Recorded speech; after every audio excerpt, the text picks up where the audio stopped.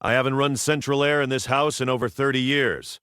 Every summer, people ask how I stand it, and the truthful answer isn't a bowl of ice or some gadget. It's a routine I run in the same order every night, using nothing but a fan, a sheet, and a window I already own. Skip the order and you're sweating by 2 in the morning no matter how many fans you buy. I'm not going to stand here and tell you this bedroom turns into a walk-in cooler till sunrise, because that's a lie, and I don't sell lies. But I'll walk you through exactly what I do, in order, starting hours before I ever get in bed. By the time it's dark outside, your room isn't fighting today's heat anymore, it's fighting today's sun. And that's the part almost nobody gets right first. All day long, that glass in your bedroom window's been letting sunlight land straight on your walls, your furniture, and your floor. And every one of those things soaks up that heat and holds onto it the way a brick holds heat after you pull it out of a fire pit. That heat doesn't just vanish at sundown. Furniture, drywall, even the floor under your feet, all of it charges up all afternoon and keeps discharging heat right back into your room long after dark, whether you want it to or not. Add in whatever's plugged in, a lamp, a phone charger, a TV if you've got one in there, and every single item gives off a little heat all day, even just sitting there doing nothing. It adds up faster than you'd think. Throw in a light left on or an oven running downstairs before dinner, and you've built yourself a room that's still cooking long after the sun's gone down. None of that heat announces itself. It just sits there in the walls and the furniture waiting to bleed back out overnight. So when folks ask me how to make a bedroom cold, I tell them straight, you're not making the room cold, you're stopping it from getting hot in the first place, and those are two completely different jobs. That's the real distinction. A bowl of ice or a damp towel in front of a fan is a patch. It's fighting heat that's already stuck in your walls, and it loses that fight in an hour or two, give or take. What actually works is going after where the heat came from before it ever gets stored in the room to begin with. Most sleep research puts the real sweet spot for sleeping through the night somewhere around 60 to 67 degrees, and once a room climbs past 72, your body has a hard time doing what it needs to do to drop off. Push it past 77, and you're not just uncomfortable, you're waking up over and over, kicking the blanket off, pulling it back on, fighting your own bed all night. That's not bad luck. Normally, come evening, your body opens up the blood vessels in your hands and feet and starts dumping heat out through your skin, and that's what lets your core temperature fall enough to fall asleep. A warm, stagnant room jams that whole process up, so your body keeps sweating and fidgeting instead of actually cooling down. That's the whole secret sitting underneath everything I'm about to walk you through tonight. Sleep doesn't happen because a room feels a certain way. It happens because your core temperature actually falls. And a room that's still holding the day's heat keeps that drop from happening at all. Every single thing in this routine, blocking the sun, flushing the air, picking the right sheet, even the shower you take before bed, is aimed at that one target, getting your core temperature to fall and stay down. Once you look at it that way, the whole night makes a lot more sense, and so does the order I'm about to give you. This actually starts earlier than most guys think, somewhere around 5 or 6 in the evening, well before the sun's even down. Timing is everything here. A room that baked all day takes hours to cool back down on its own, so you catch it before it bakes, not after. And that timing alone is half the job. First thing, block the sun before it ever touches the glass. Any window still catching direct light, especially one facing west, get the curtains or blinds shut on it now, not at bedtime. Blackout blinds do double duty here. They cut the heat and darken the room, which helps you sleep either way you slice it. If you've got the means, block that sun from outside the window instead. An awning, an outdoor shade, even an old sheet clipped up over the glass. And it beats doing it from inside every single time, because it stops the heat before it ever gets through the window at all. An inside curtain still lets the glass itself heat up, and that trapped layer of air between the glass and the curtain just sits there radiating warmth into your room anyway, which is why the outside option always wins if you can manage it. Second thing, and guys skip this one constantly, close the bedroom door if the rest of the house runs hotter than the bedroom does. Nobody thinks about it. Heat moves toward the cooler space the same way water finds the low spot in a yard. And in a 2-story house, whatever's cooking downstairs in the kitchen climbs right up the stairwell into the bedrooms by evening. Shut that door in the late afternoon and you're not stuck fighting the whole house's heat on top of your own rooms. You've boxed the problem down to one space you can actually manage. Third thing, walk around and kill off whatever's making heat you don't need. Unplug what's not being used, shut off the lights, especially if you've still got an old incandescent bulb burning somewhere, because that bulb's dumping around 90% of its power straight into heat and only a sliver into actual light. Skip running the oven right before bed too, and if you're cooking on a hot evening, it's worth doing it early or keeping it light. None of this costs you a penny, it's just using what you've already got, at the right time, instead of leaving it running against you without thinking about it. My buddy Pete asked me this same question last summer, wanting to know why his upstairs bedroom felt like an oven every night no matter how many fans he bought. Turns out he never closed a single blind till after dinner, so his west window had been cooking that room since 2 in the afternoon, and no fan on earth was going to undo that damage after the fact. He was fighting a losing battle. Do this stuff before the sun goes down and you've bought yourself hours of head start. Skip it, and everything else in tonight's routine is playing defense against a room that never had a fair shot to begin with. Once the sun's down and the air outside actually runs cooler than what's trapped in your walls, that's when the whole game flips, and that's the next part. Once the outside air actually drops below whatever's trapped inside, usually somewhere around 7 to 9 at night, that's your window to flush the room. And it's worth checking a thermometer instead of just guessing, because opening up too early just invites the day's heat back in on top of what's already stuck there. Watch the thermometer, not the clock. Once that switch flips, open windows on opposite walls if you've got them, and let real cross ventilation do the work instead of a single window doing nothing but sitting open. In a place with a big swing between day and night temperatures, that alone can knock 10 to 15 degrees off a bedroom, which is more than any gadget on a shelf is going to give you for free. Put a box fan in one window facing out, so it's exhausting the hot air that's been sitting inside all day instead of just stirring it around the room in circles.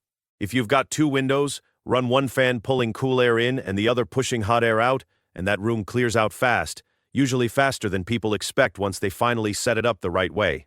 A whole house fan or an attic fan does the same job on a bigger scale if your place has one, pulling cooler air through the whole house and pushing the hot air that's pooled up top out through the roof vents. And remember, heat rises, so if an upstairs bedroom just won't cool down no matter what you try, sleeping on a lower floor or even just lower in the room is a real fix, not a consolation prize. I'll tell you straight, because I've watched people get this backwards for years. A fan doesn't actually cool the air in the room, it cools you, by moving air across your skin so the sweat on you evaporates faster, and that's a completely different job than lowering the temperature. It matters because once the room itself gets up into the low 90s, official guidance says don't count on that fan anymore, since the air blowing on you can end up hotter than your own skin, almost like a convection oven working in reverse. Newer research pushes that line higher for a healthy adult, but the caution still bites hardest for older folks and anyone already low on water, since a fan in that kind of heat can speed up how fast you're losing fluid without you noticing it. On a normal hot summer night, run the fan and don't think twice about it. In a real heat wave, drink your water and lean on wetting your skin down along with the fan, not the fan by itself. One more thing on the windows themselves, and it's a small detail that trips people up.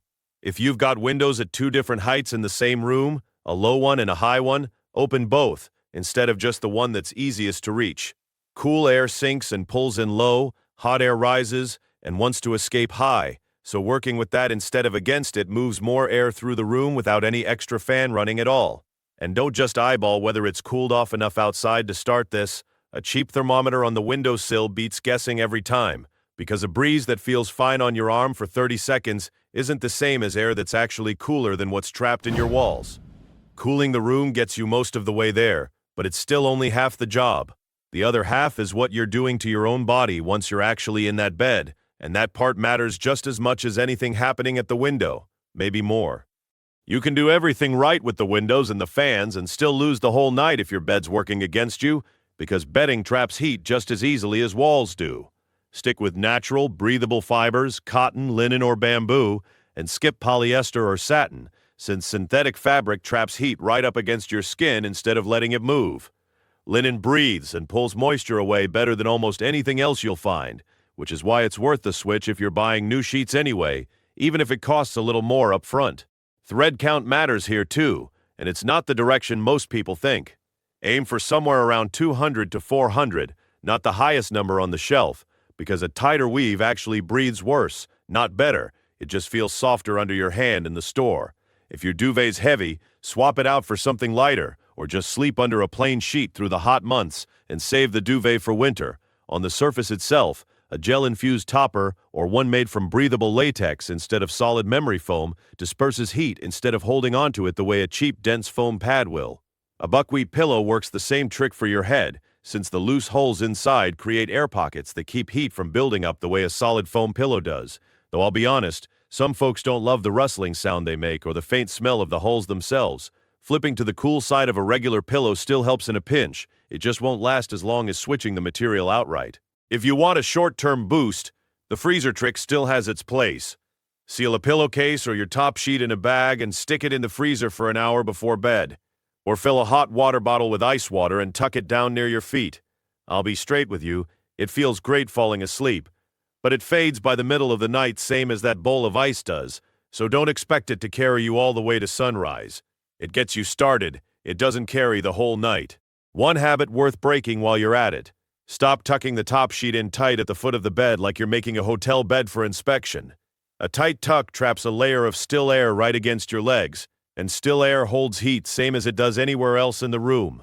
Leave it loose enough to kick free, or skip the top sheet entirely on the worst nights and sleep under nothing but a light blanket you can shed halfway through.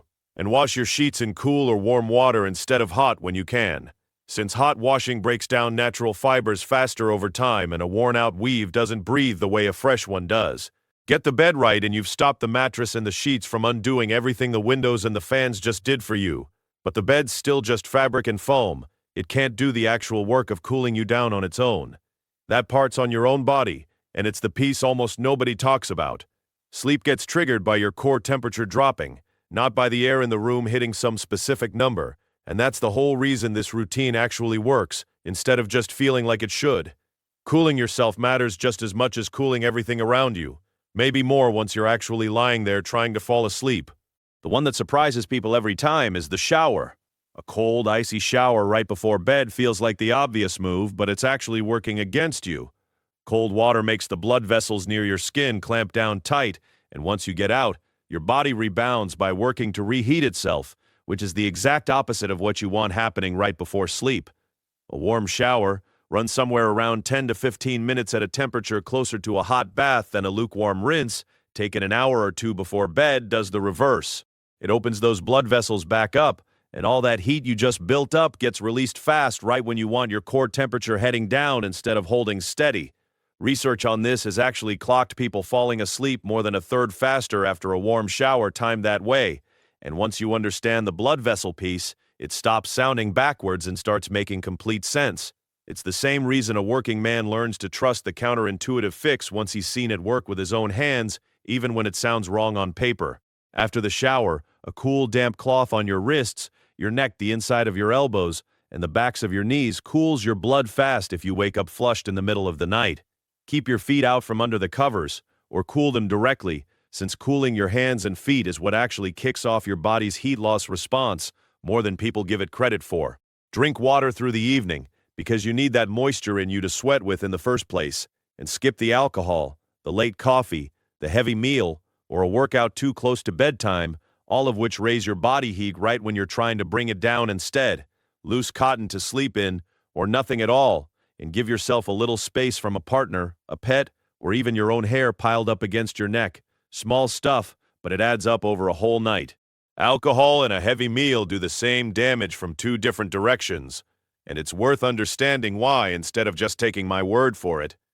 Alcohol makes your blood vessels widen at first, which feels warm and relaxing, but it also messes with the part of your body clock that's supposed to drop your core temperature at night, so you end up fighting your own system instead of working with it. A big meal or a hard workout too close to bedtime does something similar.